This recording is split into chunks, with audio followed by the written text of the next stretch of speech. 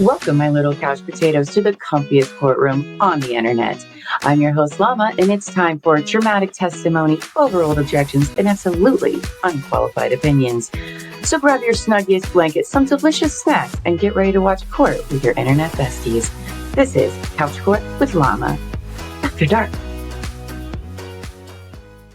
Hello, my little couch potatoes. We are now in week 5 of the USA versus Sean Diddy Combs trial, and there are no cameras or videos allowed, but every news network around the world is there. So tonight we're going to go through the updates provided by the Washington Post and their amazing team of journalists who are inside of the courtroom. Now, if you haven't yet, please like this video to appease the YouTube gods because they have been very testy this week. And be sure to click the subscribe button and the notification bell so you never miss when we go live or drop an episode. Now, tonight we're covering day 20 and day 21 of the Sean Diddy Combs federal sex trafficking trial in New York. So let's start with day 20, which I believe was Tuesday. So Sean Combs' defense team will begin its cross-examination of Jane, a former Combs girlfriend who is testifying under an alias. Jane has been one of the most compelling witnesses for the government. She was in a relationship with Combs from 2021 until last year, and prosecutors did not secure her compliance until after the hip-hop producer was arrested. Now, Jane has testified that she was financially coerced to have sex with escorts and marathon freak-offs for Combs. We will see how the defense paints her in light of her powerful testimony. Now, the pace outside the courtroom is slower. It could be the rain or that members of the general public who have been showing up daily at the trial now understand the routine.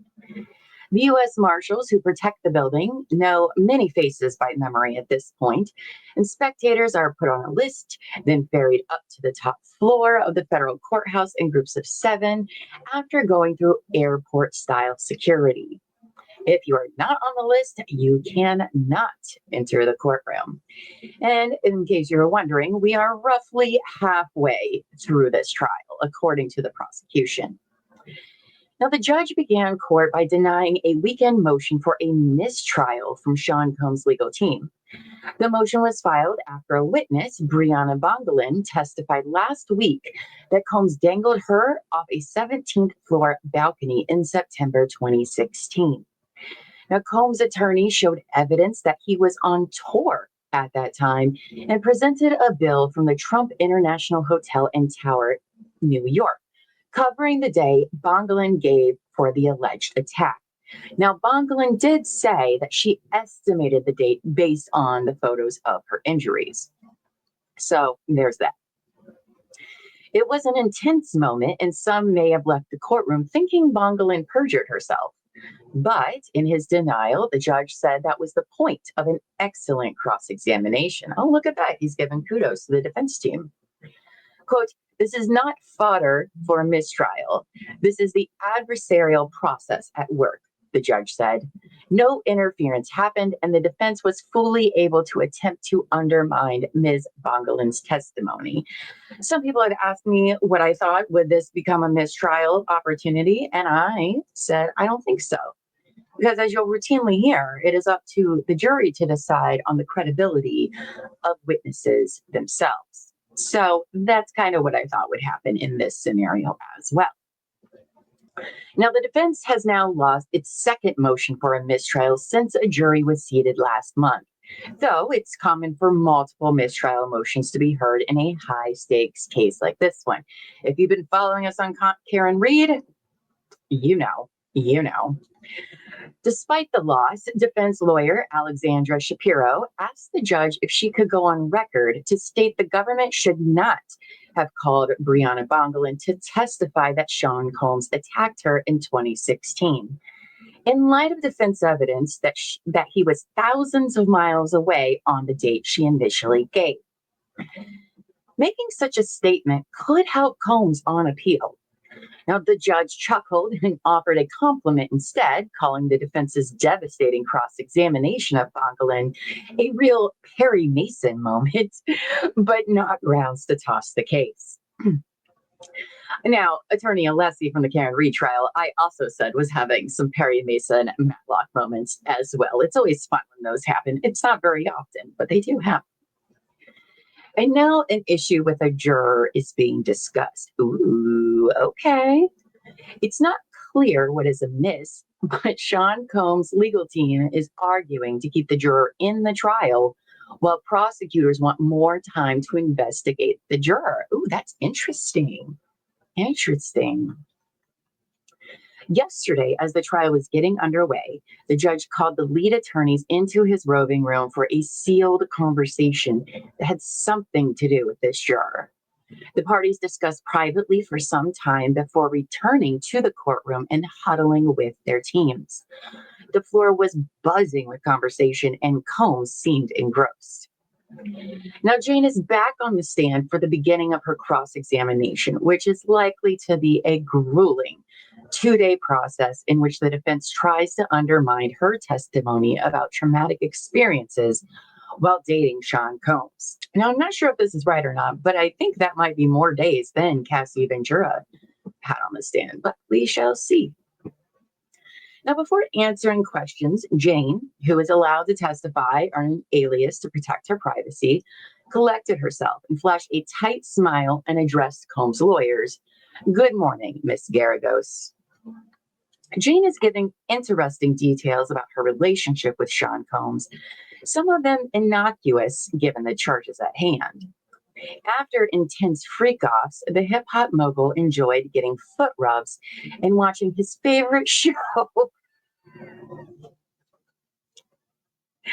Watching his favorite show, Dateline.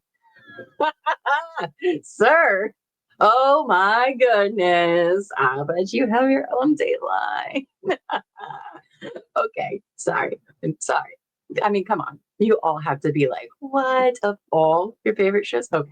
Anyway, I digress. Let's get back to what happened. So Combs nodded his head slightly as this came out. He was my baby, Jane said, as Combs' mother watched from the courtroom gallery. Jane's demeanor on the witness stand so far is vastly different from a previous pseudonymous witness, Maya.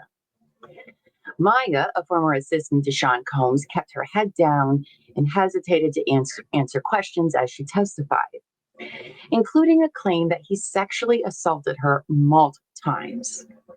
Jane, the defendant's ex-girlfriend, is looking directly at defense attorney Teeny Garagos with a confidence Maya didn't display, as she is cross-examined about her claims that Combs coerced and manipulated her into performing in freak-offs. Jane is giving clear and precise answers to Garagos' questions. It may help that she met with his defense attorneys multiple times in the months between Combs' arrest and the trial. That's right, she met with his attorneys well before the prosecution, which is interesting. Describing Sean Combs' fetishes, his former girlfriend Jane testified that he often wanted her to pretend she was cheating on him when she had sex with men at his behest, describing these freak-offs as a lot of cheating role play. I'm sneaking in this entertainer, and it's just me and this entertainer, and just fantasy talk about how Sean is on a plane, Jane testified.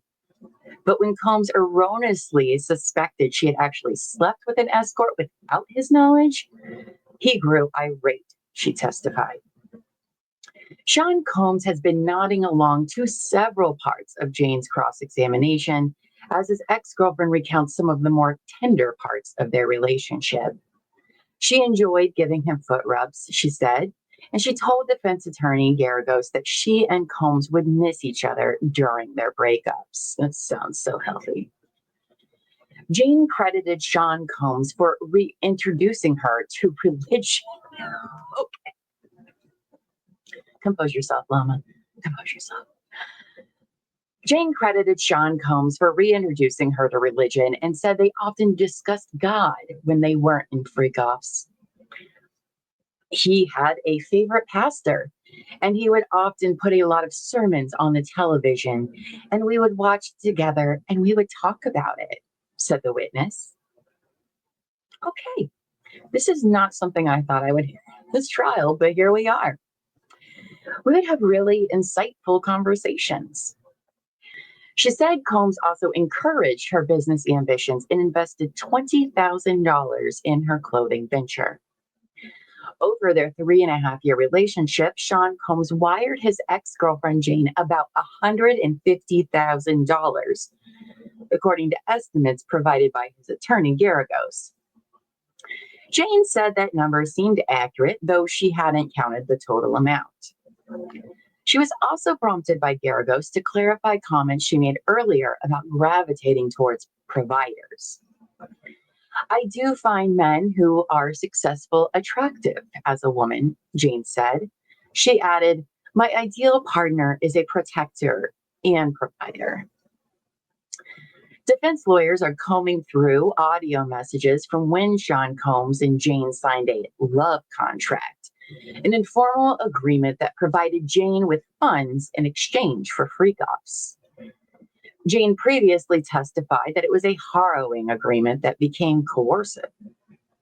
Get your contract, find yourself a nice little spot, Combs is heard saying in one of the audio messages, adding that he was addicted to Jane. God, you guys. You're the crack pipe. That's my new name for you, crack pipe. Or should I call you CP? What a romantic. What a romantic he is, everybody. If the crack pipe is your love nickname, oh my gosh. Okay, anyway. We are getting derailed very quickly. We still have so many more days to go. Anyway. Yay to your contract, Jane responded in a separate audio message, sounding giddy. I am dying at your voicemail. Crack pipe is so real for the both of us. It's definitely mutual. Okay. Combs paid $40,000 to rent a home for Jane. Jeez. Okay. And he got this after they signed the love contract. The payment included the first and last month's rent, which was $10,000, and a $20,000 security deposit. That is crazy. Okay. Jane affirmed that Combs was open at the start of the relationship about the fact that he was polyamorous. Jane said she was okay with this initially, but when he started dating another woman publicly, the rapper Young Miami, she said she didn't sign up for that. Jane also admitted to feeling jealous over his extravagant gifts to other women and suggested her desire for pricey presents was a way of achieving some semblance of parity.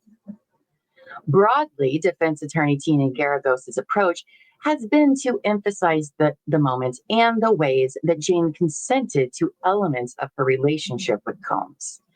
As with Combs' other ex who testified, Cassie Ventura, the defense may also be pointing to jealousy as the true root of the couple's problems, not the alleged freak-offs. In many ways, Jane's sex trafficking accusations against Combs mirror those of Cassie Ventura.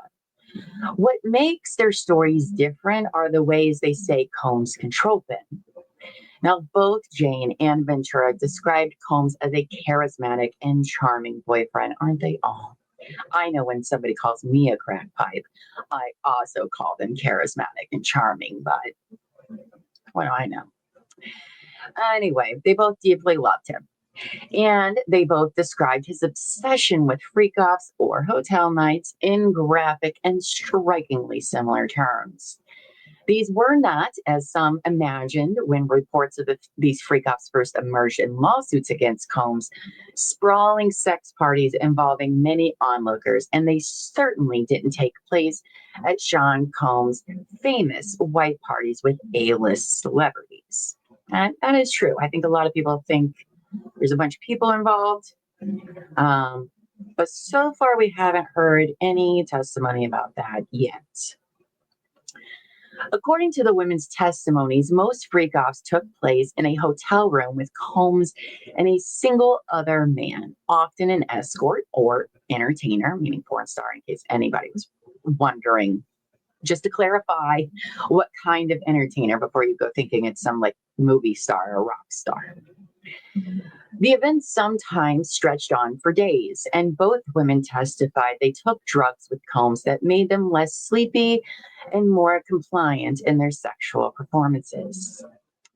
Ventura, who was also signed to Combs' record label, accused him of stifling her career as a pop singer, threatening to withhold her music when she displeased him, or keeping her busy recording songs he never released. Jane, a single mother when she met Combs, though, testified that his control was primarily financial. She came to feel obligated to perform in Freak-Offs because he was paying for her home, and she expressed her disgust over the situation in text to Combs. Ventura's claims of repeated physical abuse are incredibly important to the government's theory that she felt forced and coerced to participate in these sex acts, supporting the sex trafficking component of the prosecution's case. Save for one alleged incident last year that Jane admitted she started. Physical violence was not a feature in their relationship. The government has instead leaned on the idea that Combs defrauded Jane by lying to her, repeatedly luring her to romantic encounters that turned into freak-offs without her input or expressed desire. Jane alleged that when she voiced her frustration with these situations, Combs would gaslight her and threaten to end their relationship along with his regular support payments to her. Now, voyeurism and fantasy were the words Sean Combs used for his sexual proclivities, his ex-girlfriend testified, but she said she eventually found a more appropriate term: cuck. If you don't know what that means, I think we're about to find out. Jane said she began researching Combs' sexual preference to better understand him and his obsession with freak-offs, in which she had sex with other men while he watched. A cuck derives pleasure seeing his woman derive pleasure from the other man. Jane said when asked to define the term, which derives from cuckold, for a man with an unfaithful wife and has become a common epithet online. Cucks could also have a bi-curiosity that they are too ashamed to experience themselves, she continued. So they use the woman to venture out in this curiosity without actually doing the act itself. Combs is leaning forward in his seat and looking at his attorney, Teeny Garagos.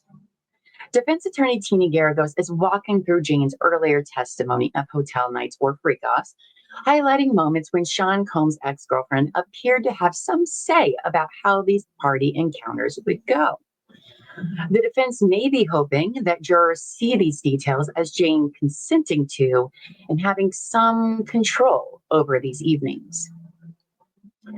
Now, Jane previously said that one of her ground rules for the parties was that the male entertainers she had sex with could not use drugs. Garagos brought up that testimony, asking Jane to elaborate. I just didn't want to have a stranger be out of their mind in a very vulnerable environment with me, Jane explained. Jane has testified that Combs decided when freak-offs would end and that when she requested that the escorts wear condoms, he discouraged it. Garagos asked if there were a few times when Combs would agree to Jane's desire to end an early night. On some rare occasions, Jane responded. The defense is zeroing in on communications between Combs' former chief of staff, Christina Courtroom, and Jane after Combs allegedly asked Jane to transport drugs on a plane for him. She's not asking you to do it here, right?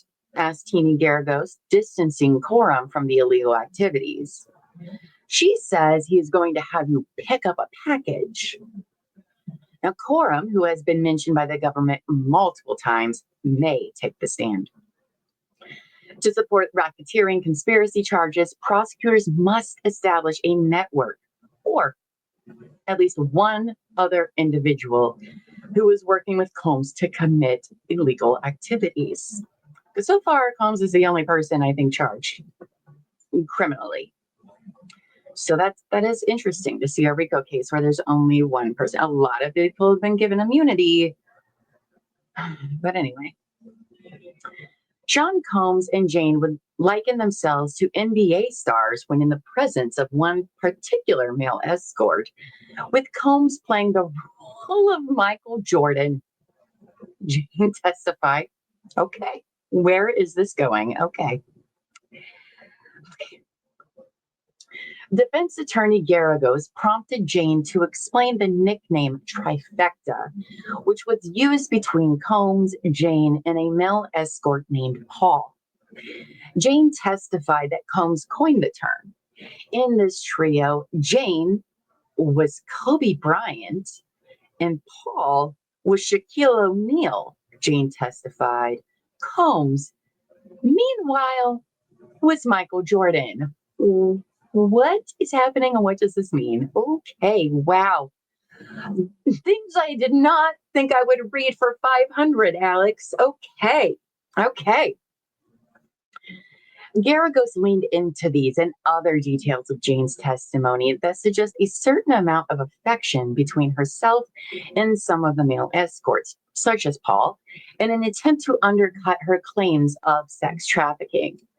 Jane was careful in her characterization of the relationship, telling Garagos, given my circumstances, if I had to do what I had to do, at least there was somebody who had a warm energy about them.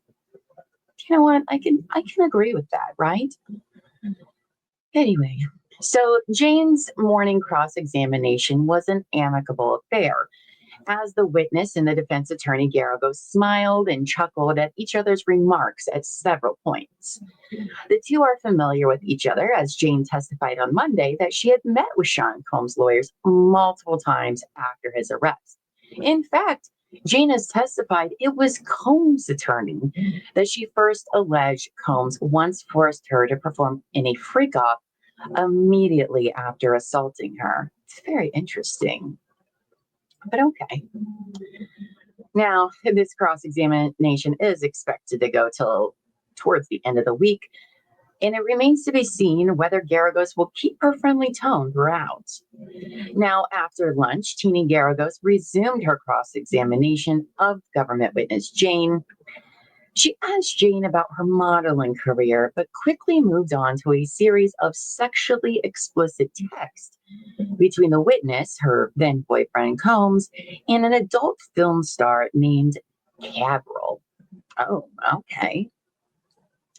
Steamy texts are being read aloud to the jury by Jane and defense attorney Garagos, mirroring a tactic the defense used with Cassie Ventura earlier in the trial. Oh boy, I can only imagine.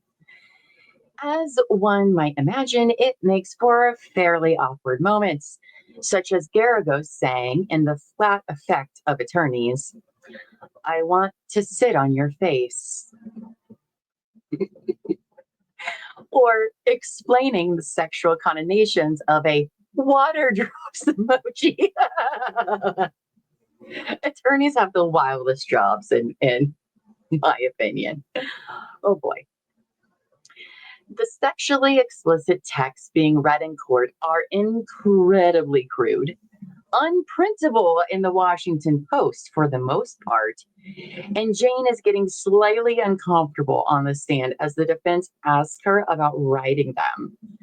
Before answering, Jane tries to explain that she felt the need to use graphic language to keep Sean Combs happy. Of everything we've heard so far come out in this trial, the Washington Post was like, we can't print this. I mean, we have power banger sex machines. That's fine. We can talk about that. We can talk about all sorts of things.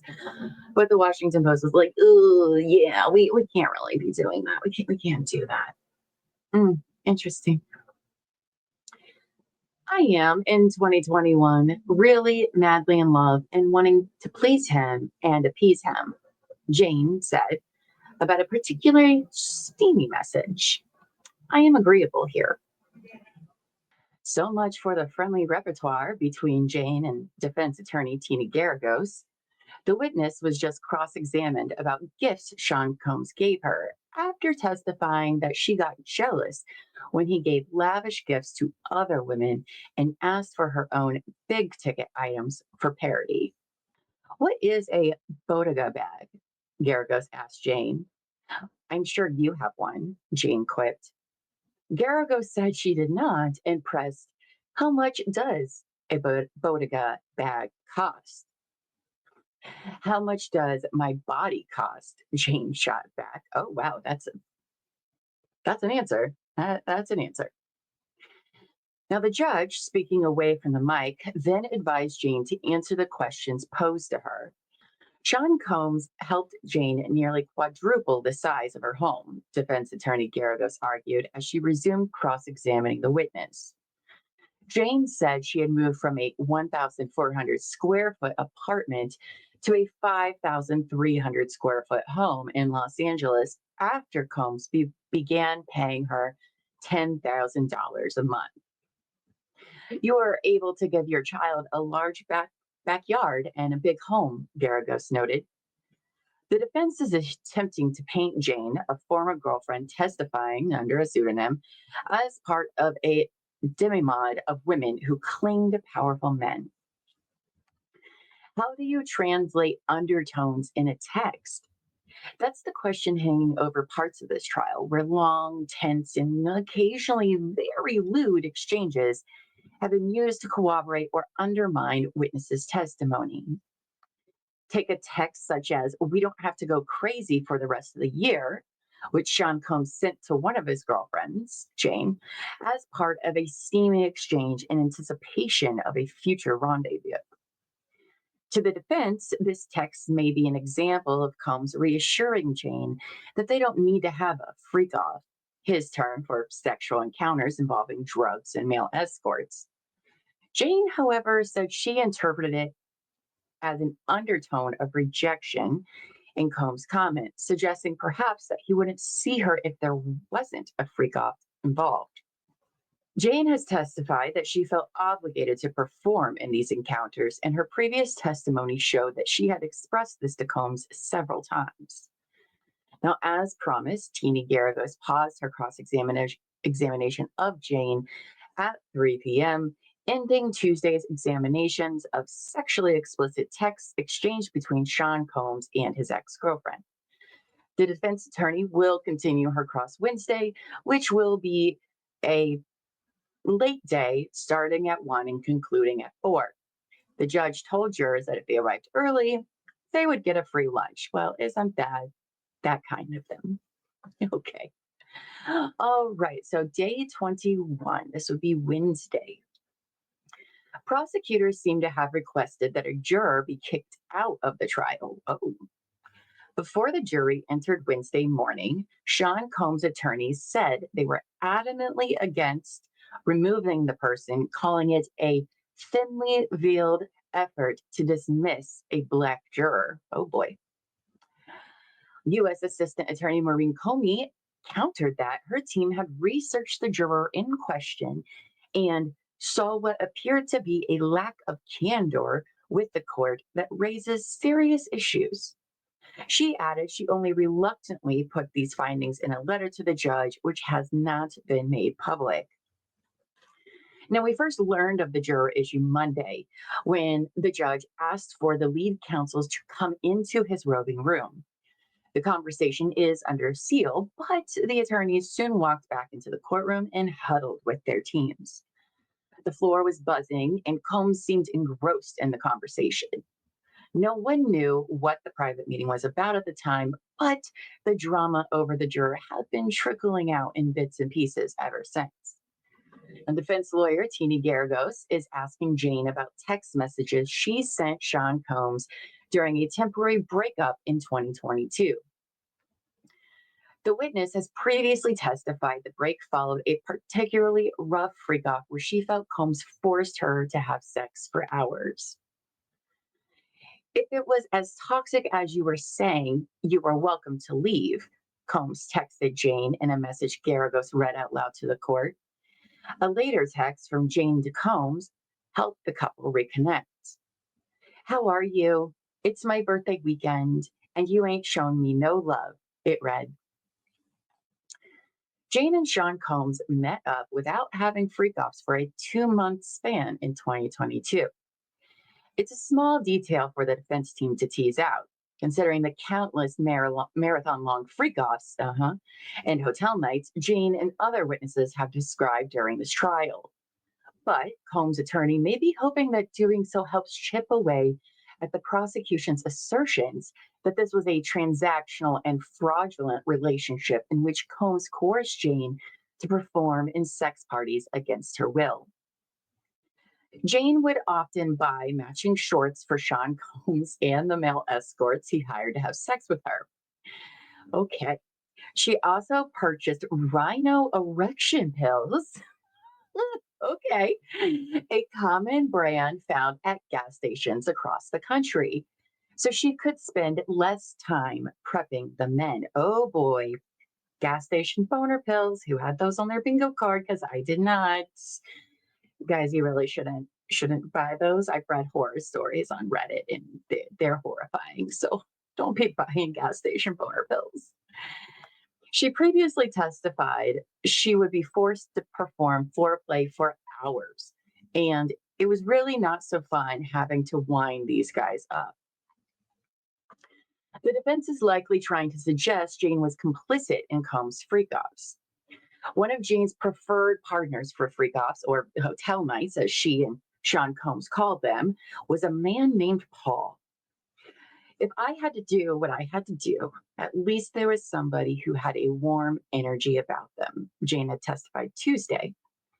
It turns out Paul was also one of Sean Combs' personal trainers. Oh, that would be awkward, right? His role play has Shaquille O'Neal in the trio's sex fantasies, where Jane was Kobe Bryant and Combs was Michael Jordan. Yes, yes. We're going to talk more about this in day 21. Oh my gosh. Sean Combs once spent $15,000 on a ladies' night birthday dinner for Jane and more than a dozen of her friends, including a private room at a Los Angeles restaurant and a new outfit. But Jane quibbled when a defense attorney suggested she enjoyed the dinner, which Combs did not attend. I did not have a great birthday, she said, describing the night as just an okay time. Turning to a different birthday encounter in Miami Beach, defense attorney Garagos asked Jane about a text exchange in which she asked Combs if they could have dinner someplace other than Nobu, the world-renowned sushi franchise. Dining at Nobu wasn't that glamorous, Jane told the attorney. It was convenient for Combs since they were staying at an attached hotel for a free golf. I really wanted to go out of the hotel, Jane said. I'm asking it if he could please romance me outside of hotel rooms. Why did you lie? Jane texted Combs in 2023 after they had a freak off at the Nobu Hotel in Miami Beach. I didn't want to do all that on my birthday. You knew how tired I was. Jane sent these messages to Combs after seeing him with the rapper Young Miami, whose legal name is Karesha Brownlee, on a trip to Turks and Caicos. Defense attorney Garagos zeroed on the timing, suggesting that Jane only complained about the freak-offs after she saw Combs with another woman and got jealous. Jane insisted that she was hurt because Combs made her have sex with 3 guys on my birthday. She lashed out in the text, not because of his relationship with Brownlee, but because of how it made me feel after doing something like that. Before the mid-afternoon break, defense lawyer Garagos asked Jane about an exchange she had with Paul.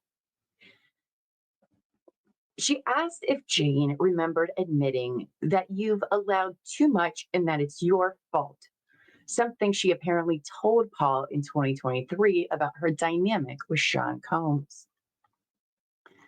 Now, Wednesday is the second day that Garagos has cross-examined Jane and the 5th day of testimony for the pivotal government witness.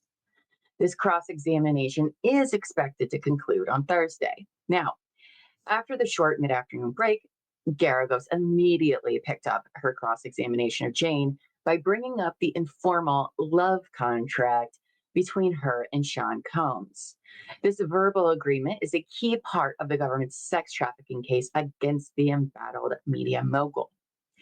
The couple agreed on a monthly allowance of $10,000 for Jane, which ended up going towards a Los Angeles home for her and her child. It was revealed during testimony last week that Combs is still paying the rent for that home. Now, Jane broke down on the stand while reading aloud a loving message she had penned to Sean Combs in 2023. After a hotel night or freak off that year, Jane texted the hip hop mogul.